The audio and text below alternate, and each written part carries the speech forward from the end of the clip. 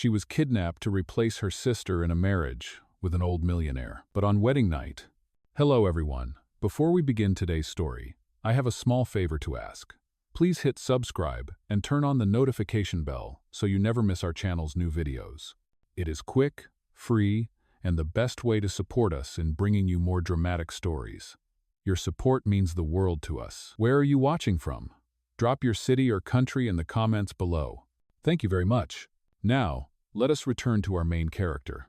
The rain came down hard over the narrow country road, turning the gravel into a thin river of mud. Lila Gray's wrists ached beneath the rough rope as the black car jolted to a stop in front of a mansion she had never seen before. The headlights caught the wrought iron gate glistening like wet teeth. Her breath fogged the window as the rear door opened and a hand pulled her out. "Walk," the man ordered. His voice was low, professional, like someone used to following orders, not questioning them. The air smelled of wet soil and pine. Lila stumbled forward, her bare feet scraping the stones. Her white dress, her sister's white dress clung to her skin like paper. Inside, the house was silent except for the steady tick of an antique clock somewhere down the hall. Candles flickered across the marble walls, revealing portraits of people who all shared the same cold gray eyes. At the top of the staircase stood a woman in a silver gown, poised like a statue. "She looks enough like her," the woman said.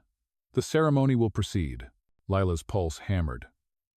"Please," she gasped. "You have the wrong person." "My name is—" "Your name," the woman cut in, "is Evelyn Gray. From this moment forward, you will remember that." The words hit her like a blow. Evelyn. Her sister. The one who had vanished 2 nights ago after whispering through tears, "If I disappear, do not come looking for me." 2 men guided Lila toward a small chamber. On a table lay a stack of papers, their edges damp from the humidity. A silver pen waited on top. The woman gestured. "Sign." Lila's hands trembled. "What is this?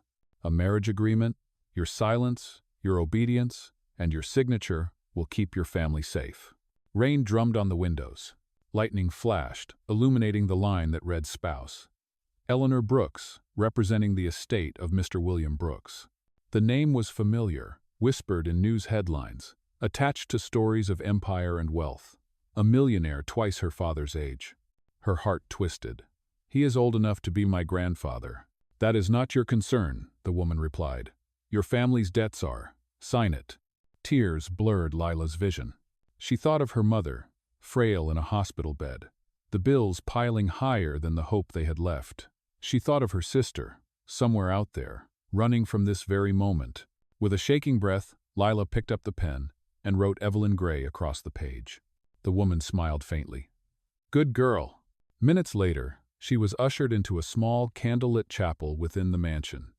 A priest stood waiting beside a man seated in a carved wooden chair. His face was hidden beneath the shadow of a wide hat. The air was heavy with incense and roses, too sweet, almost suffocating. The ceremony began. Words echoed, distant and cold. Lila's voice came out thin when she repeated the vows she did not believe in. The ring was heavy on her finger, cool as steel. When the priest finally said, "You may seal the vow," the man beside her did not move. Instead, he looked up slowly. The candlelight caught his face, young, sharp, and utterly expressionless. He was not an old man. He was not the William Brooks she had imagined. His eyes, pale and piercing, met hers. "I am Alexander Brooks," he said quietly. "My father is gone. You are my wife now." The room seemed to tilt. The thunder outside roared like a warning. Lila's world, already fragile, shattered in silence. And that was the night her fake marriage began, the night she learned that even captivity could hide a secret more dangerous than freedom itself. The next morning, the mansion looked different under the pale light. The storm had passed, but the world outside Lila's window was still gray and heavy. A line of trees swayed beyond the iron fence, and the air smelled faintly of wet roses. Her wedding ring glimmered on her finger like a chain she could not remove. When the door opened, a woman in a black uniform entered, her face expressionless. "Good morning, Mrs. Brooks. Breakfast is ready." Lila hesitated. "Please, my name is—" "Your name," the woman interrupted, is Mrs. Brooks.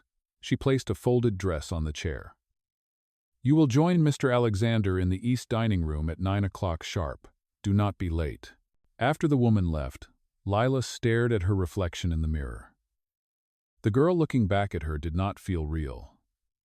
The pale skin, the hollow eyes, the lace collar, all belonged to someone else. She touched the ring again, whispering, "Evelyn, what have you done?" At 9 o'clock, she stepped into the dining hall. The table stretched nearly the length of the room, covered in white porcelain and silver cutlery. At the far end sat Alexander Brooks, reading a newspaper. Morning light fell across his face, revealing sharp lines and eyes the color of smoke. He did not look up when she entered. "Sit," he said simply. Lila sat. The silence between them was unbearable, broken only by the ticking clock and the faint clink of silver on porcelain. Finally, she spoke, her voice trembling. "You lied to me. They said I would marry your father." Alexander folded the paper and met her eyes. "My father died 3 months ago. The board would have sold everything he built if I appeared weak. They needed a marriage proof of stability. So, I agreed." You agreed?" she repeated, anger rising. "To force a stranger into your plan?" "I did not force you," he said calmly. "You signed." Her hands clenched. "I signed to protect my family. You took advantage of that." Alexander's expression did not change. "Then we both got what we needed." The rest of the meal passed in silence. When he finally stood, he said, "You will stay here for 30 days. After that, we will decide how to end this arrangement. The staff has orders to provide anything you need within reason." He left before she could answer. The heavy doors closed behind him with a soft echo, and Lila felt as if the whole mansion had swallowed her. Days blurred together. The servants treated her with distant politeness, always calling her Mrs. Brooks. She was given a room full of books, a piano she never played, and a garden she was not allowed to leave. Every night, the same sound echoed through the halls, the faint melody of a piano from the upper floor. One evening, curiosity overcame fear. Lila followed the music up the staircase. The notes were soft, deliberate, almost sad. When she reached the door, she hesitated, then pushed it open slightly. Alexander sat at the grand piano, his jacket removed, sleeves rolled to the elbow. The music stopped the moment he saw her. For a heartbeat, neither of them moved. "I did not know you played," she whispered. He stood, closing the lid. "I used to. Before I learned that silence keeps things simple." "You think silence fixes everything?" she asked. "It only makes the lies louder." His eyes flashed with something she could not name. Pain, maybe regret. "You do not understand, Mrs. Brooks. This house runs on silence. It is safer that way." When she turned to leave, his voice softened. "You should not wander at night. There are rooms here you are better off not seeing." Lila froze at the doorway. "What kind of rooms?" Alexander looked away. "Ones built for secrets." That night she could not sleep. The wind rattled the windows, and the mansion creaked as if whispering to itself. Somewhere down the hall, a light flickered under a locked door. She pressed her ear against it but heard only a faint hum, like a generator, or perhaps a heartbeat. The next morning, the housekeeper appeared again, holding a sealed envelope. "Mr. Brooks requests your presence in the study," she said. Lila followed her through a maze of corridors, until they reached a room lined with books and dark wood. Alexander stood by the fireplace, a glass of water in his hand. "Sit," he said again. But this time his tone was less command and more habit. She sat across from him. "Why am I here?" "I wanted to know," he said, studying her carefully, "how far you are willing to go to protect your family." Lila frowned. "What does that mean?" Alexander set down the glass. "If I tell you the truth about why this marriage exists, you might hate me. But if I do not, you will never trust me." "I already do not trust you," she replied quietly. He almost smiled, though his eyes remained distant. "Then maybe there is nothing to lose." The clock on the mantel ticked loudly. Somewhere outside, thunder rolled again, soft but steady. Alexander finally said, "My father's death was not an accident." Lila's breath caught. He looked at her, voice low. "And I think your sister knew." The room went still. The truth hung between them like smoke. impossible to ignore and too heavy to breathe through. Lila realized then that her fake marriage was not just a cruel contract, it was a doorway into something darker, and she had already stepped inside. Lila could not move. The air in the study felt heavier after Alexander's words.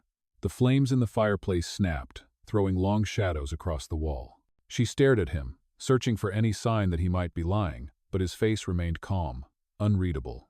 "What do you mean your father's death was not an accident?" she finally asked. Alexander turned toward the fire. "The doctors said heart failure. But the day before he died, he changed his will. He transferred control of every company's share to me and added a clause that would only take effect if I was legally married. The next morning, he was gone." Lila's mind spun. "You think someone killed him for that?" "I know someone did," he said quietly. "And whoever it was wanted to make sure I would never be strong enough to find out. The board is filled with men who pretend to grieve, yet they were already dividing his empire before the funeral ended." "Ofer. Then why marry me?" she asked, voice trembling. "Why involve me at all?" "Because they needed to see stability," he replied. "They needed to see that I could lead without breaking. And I needed time to investigate." Lila stood, pacing the room. "You could have told me this from the beginning.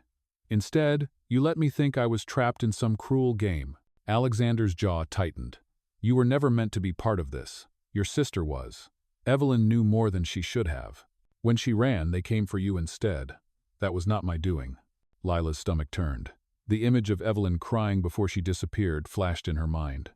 "So, you used me to cover her absence." His eyes met hers. "At first, yes. But things have changed." She shook her head. "Changed how?" "You barely know me. I know enough to see that you do not belong to their world," he said. "That makes you dangerous to them and useful to me." The words stung. "Useful," she repeated. "You talk about me as if I were a tool." Alexander looked away.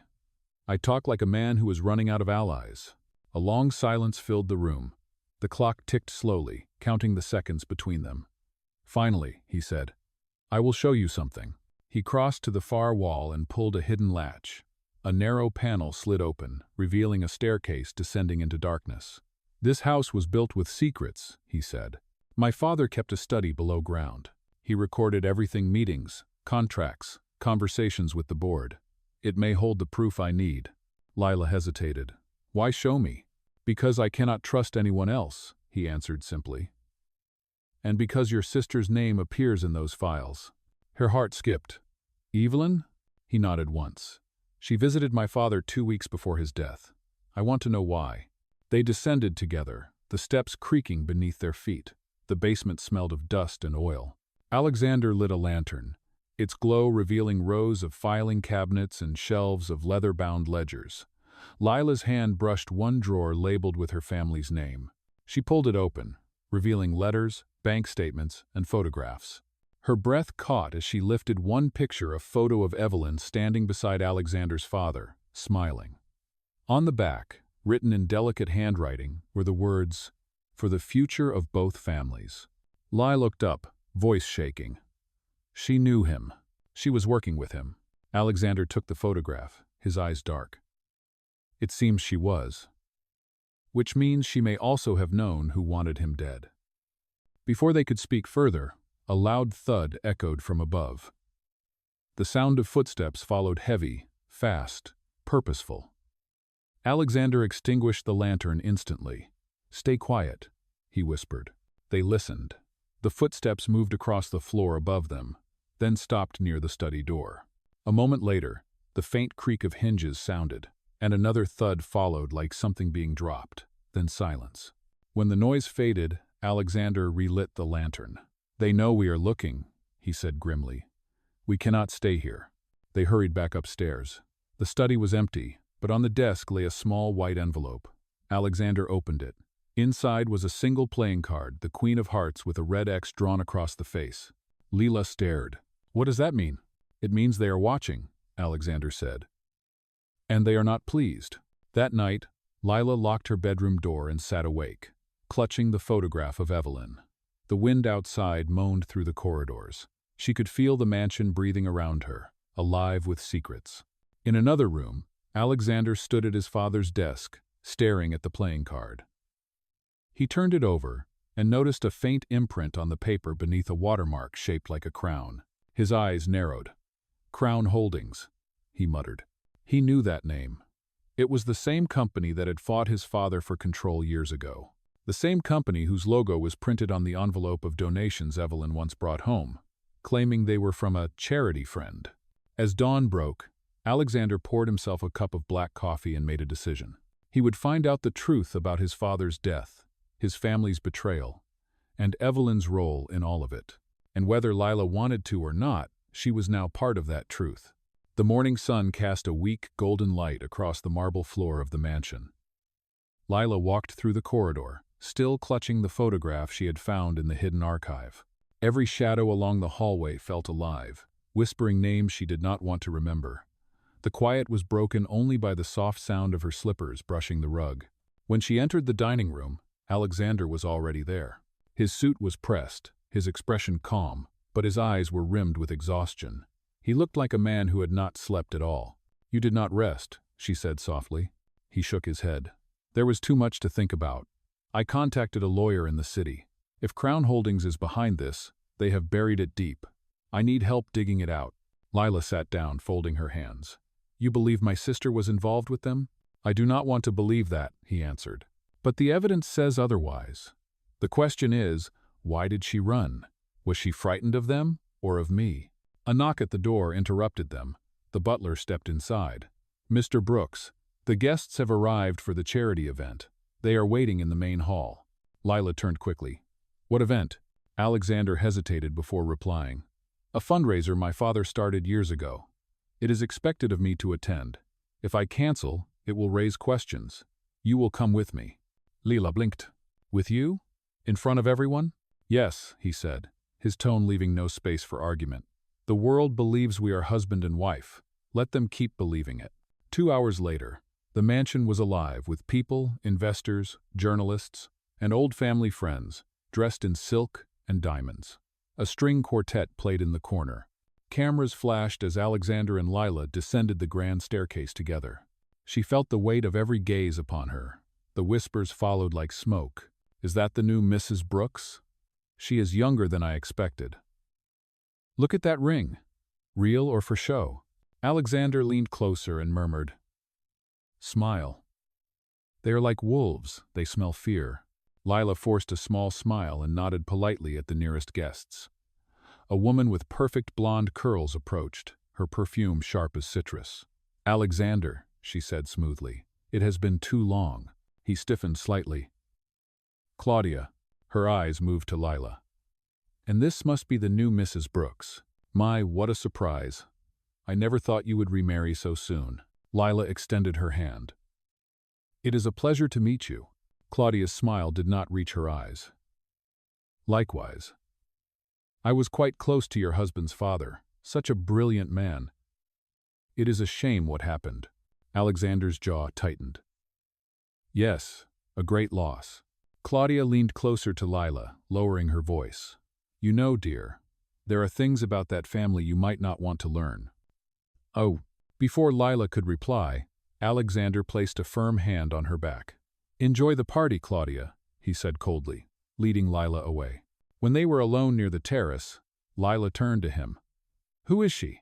"Claudia Mercer," he said, "Vice President of Crown Holdings. She was once my father's business partner and once his enemy." Lila's chest tightened. "She knows something. I could see it in her face." "She always knows something," he replied grimly. "That is what makes her dangerous." "Ah?" A waiter approached with a tray of champagne. Lila accepted a glass to steady her hands. She looked around and noticed Claudia speaking with several men near the staircase. Their expressions were too careful, their smiles too wide. "Alexander?" she whispered. "Those men. They look like board members." "They are," he confirmed. "And if Claudia is here, she is not just socializing. She is making her next move." Before Lila could answer, a journalist stepped up with a microphone. "Mr. Brooks, Mrs. Brooks, one photo for the press, please." Alexander hesitated only a second before pulling her close, his arm circling her waist. The camera flash exploded like lightning. In that moment, something in his touch shifted, not rehearsed, not cold, but protective. The warmth startled her more than the noise around them.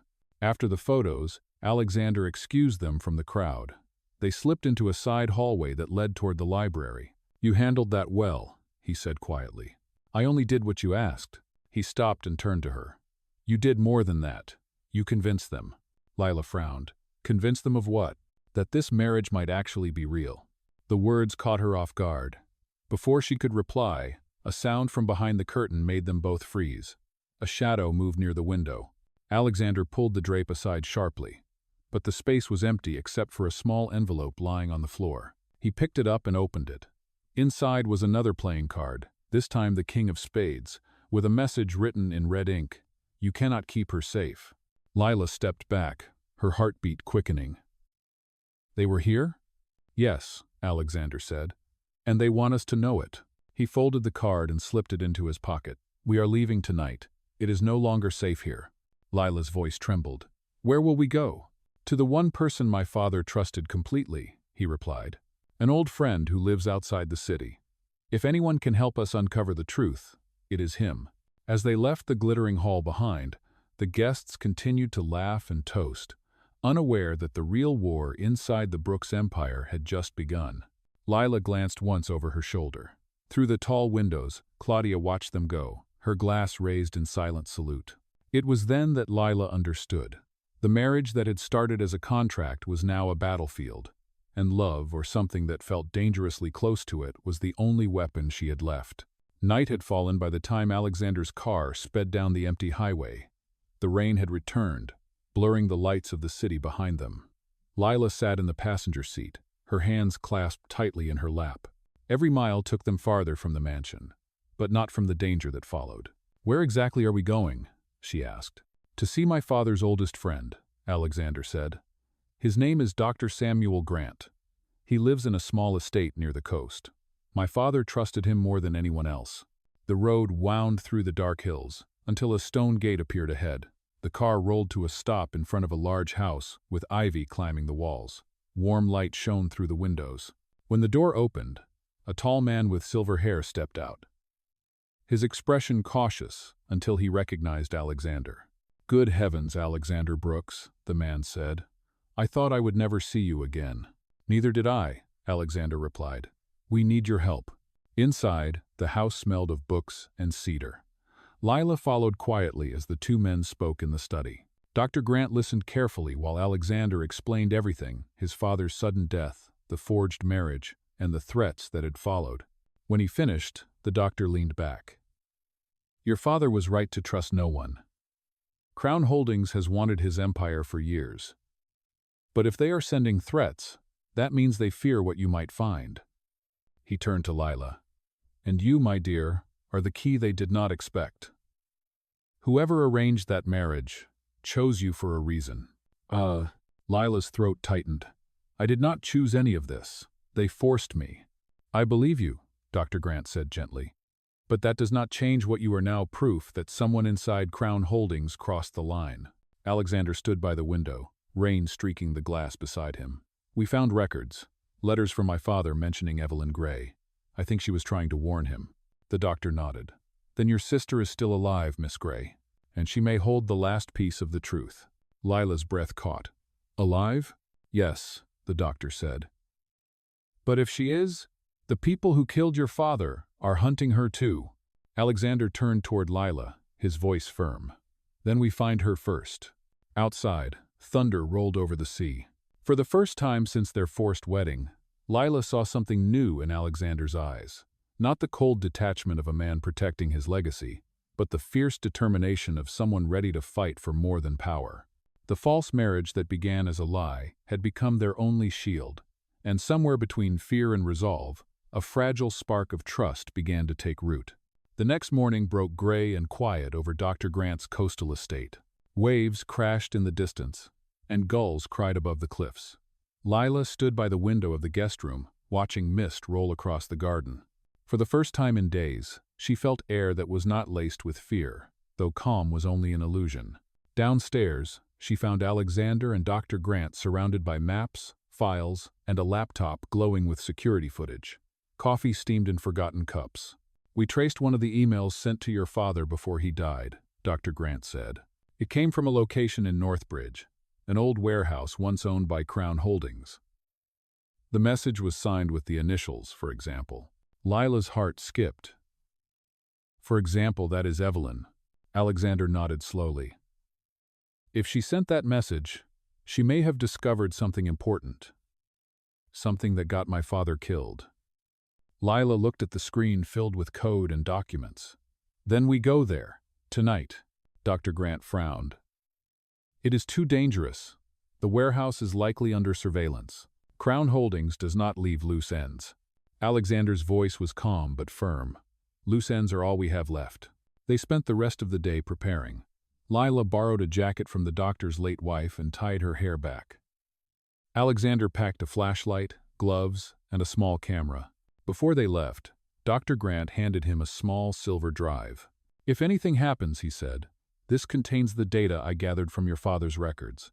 It proves that Crown Holdings diverted millions from his accounts. Use it wisely. The drive was cold in Alexander's palm. He nodded once. Thank you, Samuel. Night came fast. Clouds swallowed the moon, leaving only the dull orange glow of the city in the distance. They drove in silence until they reached the edge of Northbridge. The warehouse loomed against the dark sky, its broken windows glinting like old scars. Lila shivered as they stepped inside. The air smelled of dust and rust. Their footsteps echoed across the empty floor. Alexander's flashlight swept over rusted machinery and piles of forgotten crates. This place has not been used for years, she whispered. Or it has been used for something no one is supposed to see, he answered. Near the back wall, they found a locked metal door. A faint light flickered underneath. Alexander pulled a set of tools from his coat and forced the lock open. Inside was a small office, the walls covered in photographs, ledgers, and red strings connecting names and dates. At the center of the board was a picture of Alexander's father, and beside it, Lila Gray. Lila's knees weakened. She was here. She worked with him. Alexander scanned the room. Look at this, he said, pointing to a file labeled Project Unity. Inside were blueprints, signatures, and legal documents bearing the stamp of Crown Holdings. In the margin, in Evelyn's handwriting, were 3 words. They will kill him. Before they could react, a sudden sound cracked through the silence, a door slamming somewhere in the hall. Voices followed. Men. Alexander grabbed Lila's hand. We need to go now. They ran through the dark corridor, footsteps pounding behind them. As they burst through the side exit, a shot rang out, hitting the metal frame beside Lila's head. She gasped, ducking low. Alexander shielded her, pulling her toward the car. By the time they reached the highway, rain was falling again, washing blood from a small cut on Alexander's arm. Lila pressed a cloth against it, her hands shaking. You are bleeding, she said. I have had worse, he replied. But now we know one thing for certain. What is that? Your sister tried to save him, he said quietly, and someone made sure she could not. The windshield wipers beat a slow rhythm as the car disappeared into the night. Somewhere behind them, the warehouse lights went dark, and the truth waited in the shadows, still unfinished, still dangerous. The rain had not stopped by the time Alexander and Lila returned to Dr. Grant's estate. The wind beat against the windows, and thunder rolled endlessly over the sea. Lila helped Alexander sit on the couch, while the doctor cleaned the cut on his arm. You were lucky, Dr. Grant said, wrapping the bandage carefully. If that bullet had been an inch closer, you would not be sitting here. Alexander winced but said nothing. His mind was elsewhere. They knew we were coming. Someone inside the estate must have told them. Lila's stomach tightened. You mean someone here? He shook his head. Not Samuel. Someone watching us through him. Crown Holdings has eyes everywhere. Dr. Grant sighed. I will increase security. But if they know about the warehouse, they already know you have the evidence. Alexander looked at the silver drive on the table. Then I have no choice but to go public. That would be suicide, the doctor warned. You need more than suspicion. You need a witness. Someone alive who can confirm the corruption. Lila looked up sharply. Evelyn. The men turned toward her. Her voice trembled, but her eyes were clear. If my sister is alive, she is the only person who can tell the truth. We have to find her. Alexander nodded slowly. Then that is what we will do. Later that night, Lila could not sleep. She stood on the balcony, the wind whipping her hair, the salt of the ocean on her lips. She thought about her sister, about the lies and the fear that had consumed both of their lives. Somewhere out there, Evelyn was hiding, carrying secrets heavy enough to destroy an empire. Behind her, the door creaked open. Alexander stepped outside, the dim light from the room outlining his shoulders. "You should be resting." "I cannot," she said softly. "Every time I close my eyes, I see her. I see that picture of her with your father." Alexander leaned on the railing beside her. "You are brave, Lila. Braver than anyone I have met." She smiled faintly. "That is not true. I'm just tired of being afraid." He looked at her for a long moment. "Fear is not weakness. It is what keeps us alive." Maybe," she said, "but it is also what keeps us trapped." Silence settled between them, filled only by the sound of waves. For a moment, the walls between them cracked the distance between obligation and feeling, between duty and something dangerously close to love. Then the house phone rang sharply, cutting through the quiet. Alexander went inside and answered. His expression changed as he listened. "When?" he asked. "Where?" He hung up and turned to Lila, his face pale. "That was one of my investigators. They traced a hospital record under your sister's name. She was admitted 3 months ago to St. Mary's Hospital in the city." Lila's heart leapt. "She is alive?" "Yes," he said. "But there is more. The hospital burned down 2 weeks later. Only a few patients were transferred, and one of them disappeared before the police arrived." Lila pressed her hands to her mouth, her voice breaking. "Evelyn?" Alexander placed a hand on her shoulder. "If she survived, someone helped her escape. We will find out who and why." Outside, lightning flashed across the dark horizon. The truth was no longer buried. It was running, hiding, and waiting to be found. And neither of them knew how much it would cost to reach it. By dawn, Alexander and Lila were already on the road again. The gray sky hung low over the highway as they drove toward the city. Neither of them spoke much. Both knew that what waited ahead could change everything. St. Mary's Hospital had been reduced to ruins. Charred walls stood like bones against the morning mist. The smell of smoke still lingered in the air, mixed with salt from the nearby harbor. Lila stepped out of the car, clutching her coat tightly around her. "She was here," she whispered. "I can feel it." Alexander scanned the wreckage. "If Evelyn escaped the fire, someone helped her. We need to find out who." They walked through what remained of the reception area. Ash crunched beneath their shoes. Near a half-collapsed hallway, Alexander noticed a security camera, still fixed to the wall, its lens cracked, but the casing intact. He removed it carefully and placed it in a bag. If the memory drive survived, Dr. Grant might recover footage. Lila's gaze caught something among the rubble, a half-burned patient bracelet. She knelt and lifted it carefully. The letters were faint, but clear enough. Evelyn Gray. Her breath hitched. She was real. She was alive when this place burned. Before Alexander could answer, a voice echoed behind them. "You should not be here." They turned. Claudia Mercer stood near the entrance, her white coat spotless against the soot. 2 men in dark suits flanked her. "What do you want?" Alexander asked sharply. Claudia's smile was thin. "To warn you. Some ghosts are better left buried." Lila stepped forward, anger rising. "You knew she was here, did you not? My sister was in this hospital." "Oh?" Claudia tilted her head. Evelyn was clever, but not clever enough. She tried to expose the truth. Now, like your father, she paid the price. Alexander's eyes hardened. "You killed them." Claudia's expression did not change. "I do not dirty my hands, Alexander. I simply protect what belongs to me." She gestured to her guards. "Leave before you become another accident." Alexander stood his ground. "You will not silence us." Claudia's smile faltered for the first time. "Do not be so sure." Then she turned, her heels clicking against the debris as she walked away. When she was gone, Lila trembled. "She admitted it, Alexander. She as much as said it herself." "Yes," he replied quietly. "But words are not enough. We need proof."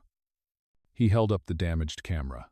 If there is footage of the fire of who came and went, we will find it, and when we do, Crown Holdings will fall." They returned to the car and drove back toward the coast. Rain began to fall again, washing soot from their hands. Lila stared out the window, her reflection pale against the glass. "Do you think my sister is still alive?" Alexander's voice was steady but heavy. "I have to believe she is. Because if she is gone, then everything we are fighting for ends with her." As the car disappeared into the fog, the first ray of sunlight broke through the clouds, faint but real, a fragile sign that even in ruin, hope had not completely burned away. 3 weeks later, the truth finally surfaced. Dr. Grant recovered the data from the burned security camera, and the footage showed everything. It captured Claudia Mercer meeting with a man in a black coat on the night of the hospital fire, handing him a file marked Project Unity. Moments later, the explosion tore through the building. The evidence spread fast. Within days, Crown Holdings collapsed under investigation, and Claudia was arrested for conspiracy and destruction of evidence. The Brooks name, once tainted by scandal, was cleared at last. Standing on the balcony of the rebuilt mansion, Lila watched the morning light spill across the gardens. The sea below was calm now, glittering beneath the sunday. Alexander joined her, his hand brushing hers gently. "It is over," he said quietly. "The empire is safe. Your sister's name is safe too." Lila nodded, her eyes soft but distant. Evelyn gave her life for this truth. She deserved better. Alexander turned to face her. "So do you." He reached into his pocket and pulled out a small velvet box. Inside lay a simple gold ring, the same one she had worn the day their false marriage began, now cleaned and whole again. "No contracts this time," he said. "Only choice." Tears filled her eyes. "Are you sure?" "I have never been more sure," he answered. As the waves rolled beneath them, Lila took his hand. The wind carried the faint scent of roses through the air, and for the first time, neither of them felt bound by fear or lies. The marriage that began as an illusion had become real, a union built not on power, but on truth, justice, and love.